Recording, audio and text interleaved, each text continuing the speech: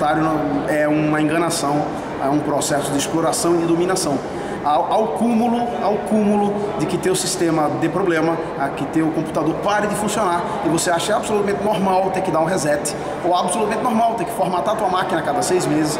Eu fico imaginando se alguém aceitaria um automóvel que simplesmente deixasse funcionar a cada 6 meses e você tivesse que fazer um procedimento simples, como, sei lá, tirar o motor fora e colocar outro, porque sim, e isso fosse um procedimento normal, ou que o teu celular simplesmente congelasse e a tua geladeira parasse de esfriar. A gente não aceita essas coisas porque elas não são aceitáveis. O software proprietário, de alguma maneira muito maluca, consegue se colocar e se instaurar nos nossos lares, nos lares das pessoas, e fazer as pessoas acreditarem que esse comportamento anômalo, incompetente, é aceitável. Não é. O mundo vai muito além do software proprietário, isso só falando do lado técnico, e sem falar do lado social, que não importa, os caras não. O software proprietário não agrega nada para a sociedade. Imposto não é riqueza, imposto é obrigação. Conhecimento é riqueza, e essa eles não te dão.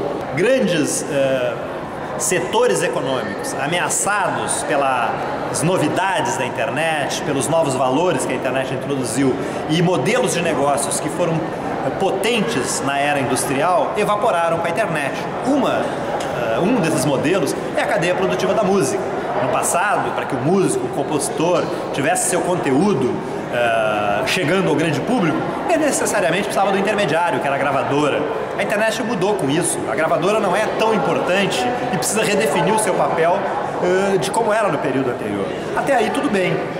O problema é que as gravadoras, o ECAD, e essa indústria intermediária da cultura, a indústria do copyright, quer introduzir uma regra de censura e vigilância indiscriminada na rede. Isso é, uma internet vigiada, uma internet sem privacidade, para atender um modelo de negócios, um modelo econômico superado pela tecnologia. Então nós, ativistas pela liberdade do conhecimento, defensores do software livre, somos contra que a internet seja censurada, vigiada e que tenhamos a nossa privacidade quebrada para atender interesses de um modelo de uma indústria superado pela revolução da internet.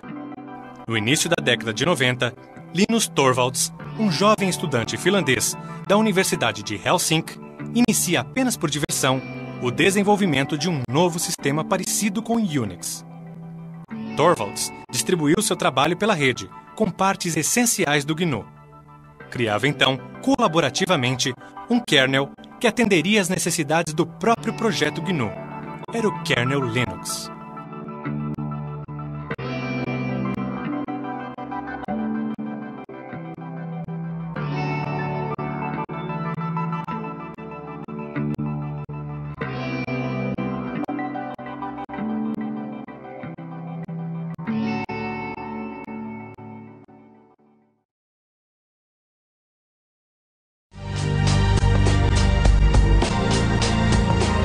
Existe um grande problema de linguística na tradução do termo free software para o português, que o free pode muitas vezes ser confundido com grátis. E na verdade o software livre ele não é necessariamente grátis. O software livre foca a sua economia, o seu desenvolvimento, a sua geração de emprego e renda no serviço e não no produto.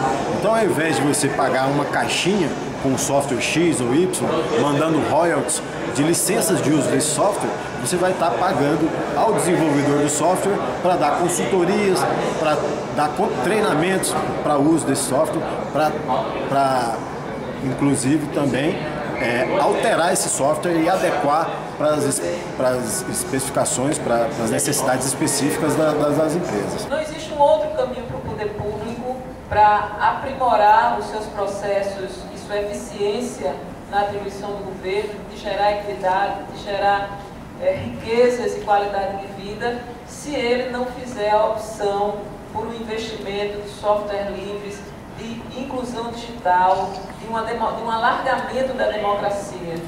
Sem esse caminho, a instituição pública ela não se estabelece, porque o volume de recursos que estão envolvidos na disputa e no aprimoramento política de TI numa instituição do tamanho e da centralidade da instituição pública é muito maior do que a capacidade que o poder público tem de investir nessa área. Então a gente tem mesmo que investir na mudança de lógica, na mudança de mentalidade, da maneira de produção do conhecimento e de compartilhamento desse investimento. Nós estamos no início de tudo, né? Mas dá para ver que os valores mudaram. Os valores da era industrial era o valor do segredo industrial, da patente, da reserva do conhecimento. Isso agregava valor para uma organização, né?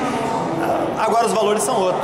Quanto mais aberta for uma empresa, mais ela vai ter possibilidade de receber contribuições de fora para o desenvolvimento de seus produtos. Quanto mais aberto for um governo, mais possibilidade ele vai ter de se relacionar de forma democrática com os cidadãos, né? Então acho que a internet veio para estabelecer essa relação de transparência e abertura entre todos os atores de uma sociedade. Somente o governo federal economizou 600 milhões de reais com o uso de software livres.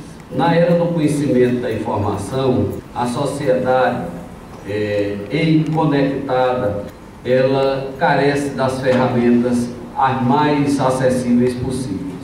Daí vem a importância do software livre e principalmente aqui nessas regiões em desenvolvimento. Aqui porque o Brasil ainda é um país em construção e em desenvolvimento. E isso, com certeza, está mudando o perfil da sociedade global e está mudando o perfil da sociedade brasileira. O Brasil é um exponencial na questão do software livre mundial. Países como a Alemanha, a Finlândia, eles tiveram um protagonismo na década de 90, eles foram os que mais trabalharam e desenvolveram soluções de software livre, mas o Brasil imediatamente se engajou no final da década de 90, início dos anos 2000, e começou a trabalhar muito fortemente com o software livre. Comunidades começaram a acontecer, comunidades de usuário desse sistema operacional, que na época era uma certa novidade, que era o Linux, né, o chamado GNU Linux. Governos começaram a se engajar nesse processo e o software livre ganhou no espaço brasileiro um protagonismo agora muito importante em todo o mundo. Países, inclusive, como Estados Unidos, França, Espanha, eles vêm beber aqui um pouco no espaço brasileiro desse crescimento, desse envolvimento. No Brasil se deu, além da questão tecnológica, além desse aspecto de desenvolver a tecnologia, também um aspecto filosófico e ideológico, do controle do conhecimento, né, de investir em pessoas e não em pagamento de softwares, em pagamento de códigos, de saber o que esses códigos estão fazendo, estão operando e criar oportunidades de desenvolvimento. No mundo do software livre há uma vantagem fantástica. Qualquer um que chega a ele está no mesmo patamar daquele que já está há bastante tempo. E isso o Brasil soube aproveitar muito bem. Existem diversos sistemas GNU Linux. São adaptações redistribuídas. Por isso, são chamadas de distribuições, ou distros. Uma distribuição GNU Linux é o conjunto de aplicativos livres, incluindo o kernel Linux. As distros são mantidas colaborativamente por projetos comunitários ou por organizações comerciais. Abertura, transparência, colaboração, né, e conhecimento distribuído. Então acho que são valores novos que a sociedade em rede traz, né, e que são diferenciais, né, importantes e diferentes daqueles diferenciais da era industrial.